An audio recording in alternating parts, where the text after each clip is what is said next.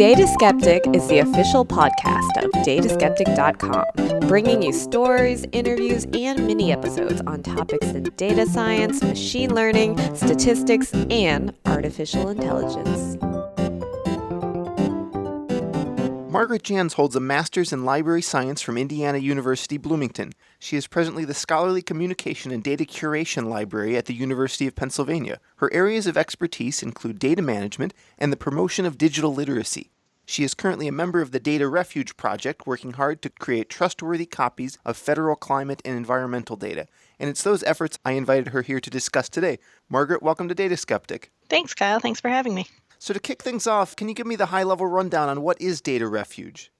Data Refuge has a couple of goals. The first is the one that you mentioned, that we are trying to create research quality copies of federal data, particularly climate and environmental data that might be at risk of becoming less publicly available. Our other goals are really to just advocate for and educate about the general fragility and vulnerability of any information that's on the web. All digital information is inherently vulnerable, and we just try to point that out to people. Makes sense. So tell me a little bit more about what makes something a research quality copy. So one of the things that has come up quite a bit is we can make copies of this data all we want. Everybody can have a copy on their own computer. But if the original goes away, how can somebody say, oh, I have a copy of it? How do we know that it is what it's supposed to be without that original to check it against? So we've developed a workflow that tries its best. It's really hard to keep that trustworthiness, but we try really hard to document who's touched the data, where it came from originally. We have 2 validation checkpoints in the workflow to make sure that if the original goes away and we have a copy available, somebody can still take that and cite it in their research. Maybe I should double check these more often, but when I download things, I'm often given this hash that's there to validate, if I hash the copy I download and I compare it to the original one given, I know I have a bit-by-bit copy. Is that as simple as what we're talking about in terms of having an original, or are there more steps to preserving the provenance of the data? One of the things that we have, I guess, in place of hashes, because again, we're really concerned about that original going away. Mm-hmm. And that's what we want to make sure that we have some sort of provenance is really the thing that we're working on, to make sure that everyone that touches the data is a trusted party, that we know who these people are, so that we can say that there were no bad actors at play. And what exactly is the nature of the risk? Is it that someone will inadvertently delete this, or is there maybe malicious intent to hide it? Why are we worried that the original will go away? There's a few reasons. Every administration change has different priorities. So a lot of information is lost, and that's where the end of term harvest, one of our partners, helps to capture some of that information. But one of the things that we're worried about is not so much about things being just straight up deleted, but having things that if funding for these agencies are cut, then there's not money to have staff members who can maintain the servers that this data is on. We don't have the money to even just pay for and update and maintain these servers. So really, it's more a concern about starvation. So the access to the information kind of deteriorates over time without proper funding. Is there any precedent for other administrations in the past getting rid of data or cutting programs that resulted in the loss of scientific data? Yeah, there is, both in our country and abroad. Under Bush 2, some information, it wasn't necessarily destroyed, but it was taken away from easy public access. So FOIA requests had to be employed to get the data, and FOIA requests take a long time. They can be denied. The things that you get might be redacted or incomplete in some way. So it's not the ideal way to access data. In other countries, Canada, under the Harper administration, had many restrictions placed on not necessarily on how the data reached the public, but scientists were not allowed to talk to the public, which we've already seen some of that happening here. But that makes it very difficult for them to really communicate about their research and explain what's going on, whether that data is made available or not. They can't talk about it. So that's a huge problem. This also happened in Australia, and I can't remember the name of the leader at the time when that happened, which makes me feel bad because I used to know it, but I don't right now. But they had a similar issue. It wasn't so much that things were deleted, it was that the data was no longer easily available, and the research was essentially stopped during their administrations. And what's the nature of the data? Are these large CSV files? Are they in some format that's specialized for the data itself? What exactly is being backed up? We have all sorts of different things. A lot of what we have is CSV, at least everything or a lot of the things that have made it through our workflow all the way to the end where we share it. Those things are mostly CSVs because those are sort of the easiest things to work with. But we do have some other larger data sets in other formats, and it really runs the gamut. It depends on what it is. We have partners who are working on getting satellite data, and that's all in specialized formats, and they're trying to find ways to preserve that information. So how big of a data set are we talking about, both what's been accomplished so far and maybe what's yet to come? Well, we have a lot of different sized things. I forget exactly how many, actually, we don't know how many terabytes we've downloaded right now. The way that our repository is set up, it's actually really complicated for some reason to get these statistics out of it, to see exactly how much we have in there. We have somebody who's working on trying to figure that out, but we don't know exactly how much we have. We do know it's terabytes and terabytes of data. We have quite a bit at this point, but each set is different. So we have some smaller ones, and then we have a few larger ones. At our Data Rescue Philly event, we had one amazing champion, get a data set that was 1.5 terabytes in one day. And how do you prioritize what you're trying to back up? That's a great question. We do it in a few ways. One of the things that we do is we circulated, and it's still active, a survey that researchers can go to and nominate the data sets that they use the most. Oh, cool. They can get to that on our website, and we really appreciate all the people that have filled that out. And those things then go into our workflow, and they have a priority number, so people at data rescue events can see that these are things that are higher priority because somebody actually told us about it. Otherwise, the way that we find out about data sets is through what we call the seeding workflow, where people are feeding URLs into the end of term harvest. And if they find something that can't go into end of term and has to go into our repository, then it gets marked and we put it in. So it's not really prioritized that way. But if it was also submitted on the survey, it gets that higher priority marking. Let's talk about the events you've been planning. Tell me a little bit about the ones that have gone on and maybe any future upcoming ones. I think we've had over 20 at this point, or around 20. Yeah, we've had 20 events so far, which is fantastic. Awesome. And they've been all over the country. We had 2 this last weekend, one in the Twin Cities and one in Seattle. What happens at these events varies a little bit based on what the event organizer wants to do, but we have 4 basic tracks that we encourage people to use. The first one I mentioned just a second ago is the seeding track or the web archiving track. And these are people who may not have really advanced tech skills, but so anybody can come to these events and participate and do this web archiving track where you just you get a chunk of information about an agency that comes from our collaborators, the Environmental Data Governance Initiative, or EDGI for short. They've created these agency primers, and it's a really nice way to dole out chunks of these agencies for event attendees. And they just go through the agency websites, find URLs, and feed them to the end of term harvest so that the Internet Archive will know that they should crawl it and archive that page.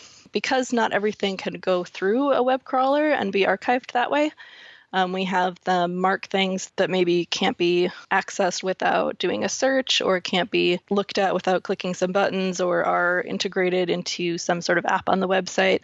None of those things can go into a web crawler. So they get marked and put into our data archiving or uncrawlables workflow. And then that's where the people that attend these events who have more tech skills can really contribute by going to these URLs and trying to figure out how to get the data out of these websites and retain some of the metadata and the context of it. So they download the information and then they upload it into we have Amazon S3 buckets. They upload it into there, and then those data sets get checked by people who have some amount of expertise in the area, who can look at the data, who know enough to look at the data and say, this is enough information, this is the data it's supposed to be.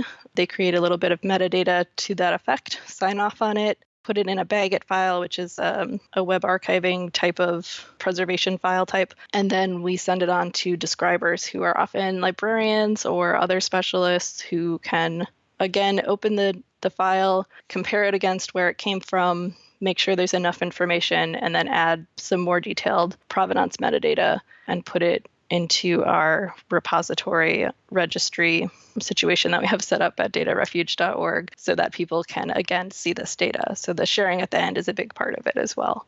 And then we have some other tracks that are not technical.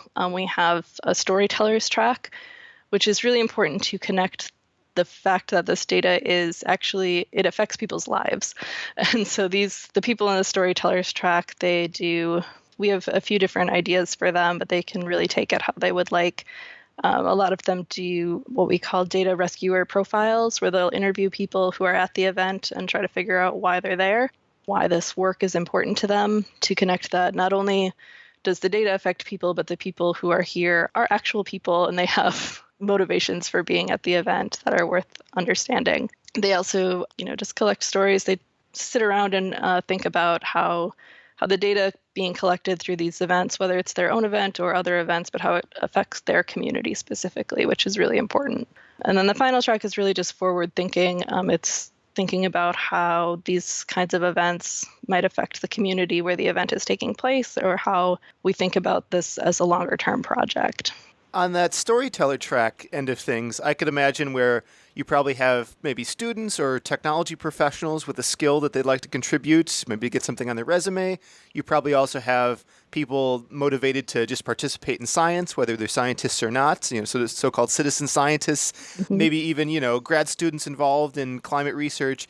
Are there any other interesting categories or maybe one-off examples that have come out of that track?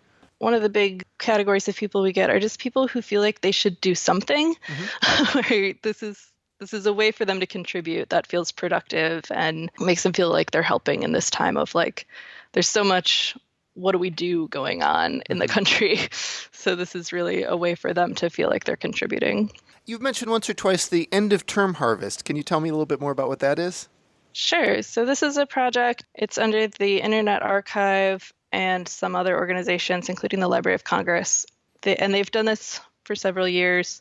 But what they do is they crawl government websites and archive the web pages. And they've done this for at least 3 administration changes. So they're not new, they're not political. It's just that, like I mentioned earlier, any administration change is going to change the information that's presented. So the end of term harvest tries to capture as many government websites as it can. However, the web crawlers that they have only go so deep into these websites. So that's where the seeding activity at the events gets them to go deeper into the website.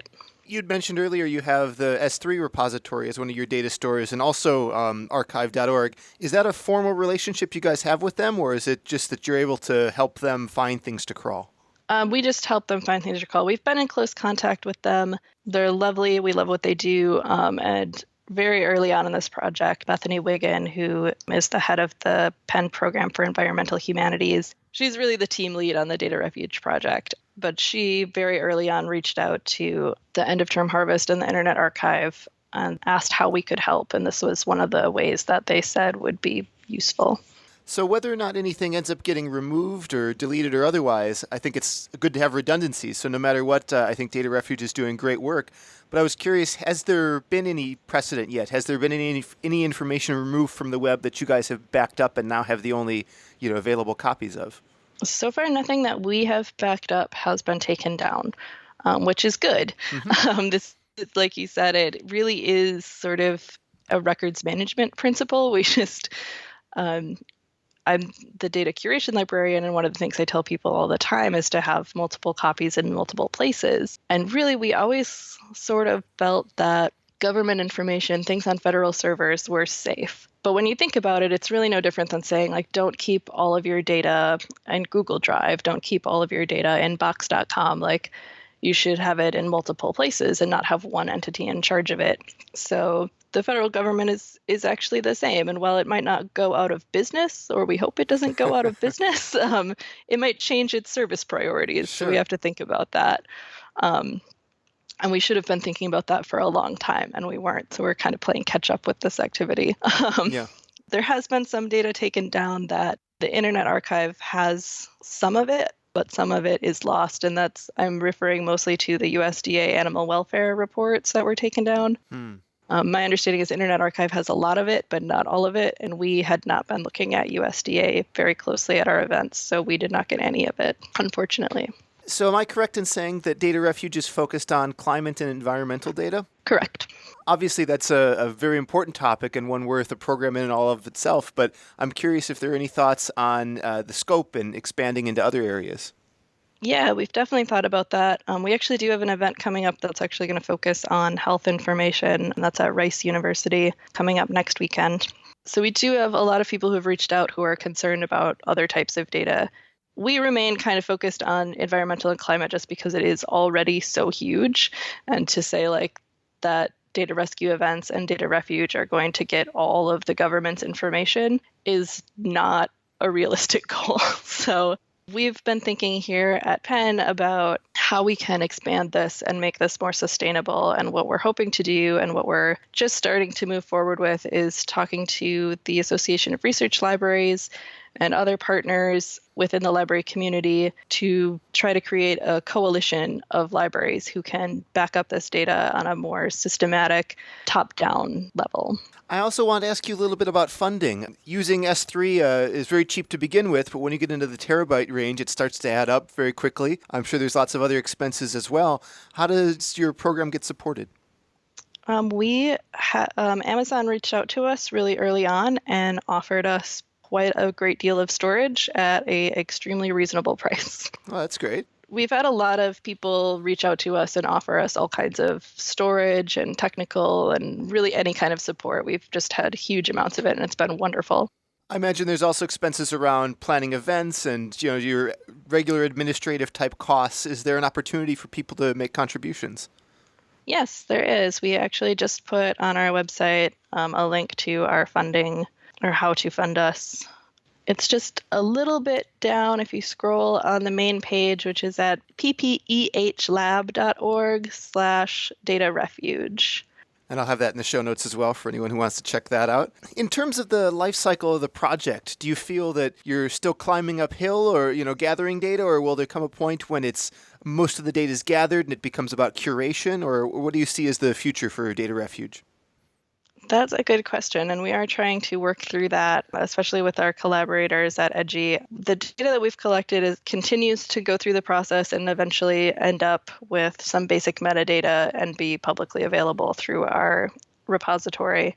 We have some folks who are volunteering to add more metadata so that it's actually searchable in our registry. Mm-hmm. And we've been working with some folks at the DAT project thinking through some of these metadata issues. The DAT project and data.gov, actually, we've been in conversation with them about how to make the data more discoverable through more enriched metadata. And one of the things that's really lovely, our repository is built with CCAN, which is the same as data.gov. So doing any sort of crosswalking should be really easy. I'm not too familiar with CCAN. Can you maybe give me the high level about it? It's an open source data catalog software, basically. So it is not itself the repository. It's just the thing on top of the repository that people can search. And it's open source. It's a little bit complicated to use on the back end. It caused us some headaches at the beginning, but it's really become popular in the open data movement, especially with government sites. So the European Open Government site is also CCAN. Open Data Philly is CCAN. So it's becoming quite popular, and we really wanted that interoperability when we were picking something out. You'd mentioned one other interesting point as you were giving the high level on Data Refuge, in that another focus of the organization is to contribute to educating people about the fragile nature of web data. Could you get into that a little bit more? Because I don't think even some of my listeners will be totally on board in understanding what that means. As web users, as a web culture, we kind of forget that things that you put online aren't necessarily there forever. I know we always talk about our digital footprint and be careful what you share because it'll be there forever. But a lot of stuff is really quite fragile. There's bit rot where actual files start to break down. And there's link rot where things just don't link where they used to. This has been a huge problem with academic articles. A lot of the citations, the links don't go anywhere anymore. It's also a problem for legal cases that have URLs in them. A lot of those URLs no longer go where they're supposed to go, so you can't actually look up what it's citing. So things move around on the internet. Sometimes web pages, they go away. People stop paying for the URL, so it goes up for sale again and might become something else, or it might just be a blank page. for the rest of time. So there's a lot of issues with just having information stored on the web. It requires a lot of upkeep. It requires somebody paying attention to it. And if people stop paying attention to it, then it will start to go away. I'm of the opinion that topics in climate and environment are science. They're not political, or at least they shouldn't be, because science is science. And, even if the overwhelming majority of scientists who all agree about global climate change are somehow mistaken, we still have the fact that the truth has nothing to fear from scrutiny. So there should be no reason to not make data available. Have you guys gotten any pushback by people who said that there was something wrong with your efforts or that it wasn't a good thing to do? We've had some criticisms from various sources. Some of the library community feels like we should be doing better with our provenance and things, which we agree. We're doing the best we can with the short timetable we've been on. We've had some scientists who feel like this is just unnecessary. We're being a bit hysterical, just like overreacting to the situation. But really, we've always maintained that this is really just a records management, risk management activity. It's just it's meant to be an insurance policy. We haven't had any political pushback. We had some people early on who were like, oh, you're making a list of data to save. You're making a list of data for them to delete then, which has so far not been the case, knock on wood. We've mostly had that kind of criticism where just you're being hysterical or you're not doing good enough, one of those. And that's sort of the not doing good enough piece that we've heard is really where we know that we haven't done everything the best way we possibly could. Of course, there are better ways to do this, but again, we were acting very quickly, and we really are thinking a lot about these as we move forward into the future. Sure. Yeah, hindsight's always 50-50, right? Or 20/20, I guess is the number. Well, in the spirit of getting better, I know one of the ways to do that is to have more funding and more volunteers. We've touched on some of those, but to wrap up, maybe can we go over the best ways people can get involved if they're interested in being contributors to the project? Absolutely. So we have a lot of events coming up. Next weekend is Open Data Day, so a lot of people got on board with events. This weekend, starting on Friday, we have an event in Austin. There's one at Yale, one at Rice University in Houston, one at Miami University in Oxford, Ohio, Chapel Hill, Madison, Wisconsin. Then there's going to be one on March 24th in Boston. And we have several more that are in planning stages. I won't read them all to you. They are on the website. If you are not in a city that has an event coming up, but you want to get involved, we are letting people do harvesting and seeding on their own. You can contact us at datarefuge@ppehlab.org. You can also find that on our website if you can't write things down that fast. We're happy to get you set up doing that. We can also talk to you about how to host an event in your city if you would like one to be in your city. And finally, if you are a librarian or part of a library system and would like to get involved with our future efforts with the Association of Research Libraries, also reach out to us about that. We'd love to talk to you about it. And if people attend events and want to write up a blog about their event, please let us know. We're happy to put it on our blog. Yeah, if people have questions about our project, they're certainly welcome to reach out to us via email. Excellent. Well, Margaret, thank you so much for coming on and telling us about Data Refuge. I'm really excited to see this in the works, and I hope things continue to go well. Thank you so much, Kyle. So in putting together the show notes for today's episode, we realized that there is now datarefuge.org you should check out, but it appears maybe they're in transition because the other URL, ppehlab.org/events, is where you can find all the upcoming events. Find one in your area. I'd love to hear from people who go out and know what your experience is. As always, you can comment on this show at dataskeptic.com. You can also sign up for our newsletter right on the homepage there. We just sent out our most recent issue of the Data Skeptic newsletter. It covers topics from the blog, fun follow-ups to shows, and some extra content related to the show that we enjoyed. If you're not on our email list, it's well worth your time to join. It's one click to unsubscribe if you don't. Head over to dataskeptic.com and you can sign up there on the homepage. You can also get yourself a Data Skeptic t-shirt. All sizes are back in stock, and very soon we'll have women's sizes as well. Between now and then, keep thinking skeptically of and with data. We'll see you next week. Data Skeptic is a listener-supported program. To support the show, visit dataskeptic.com and click on the membership tab.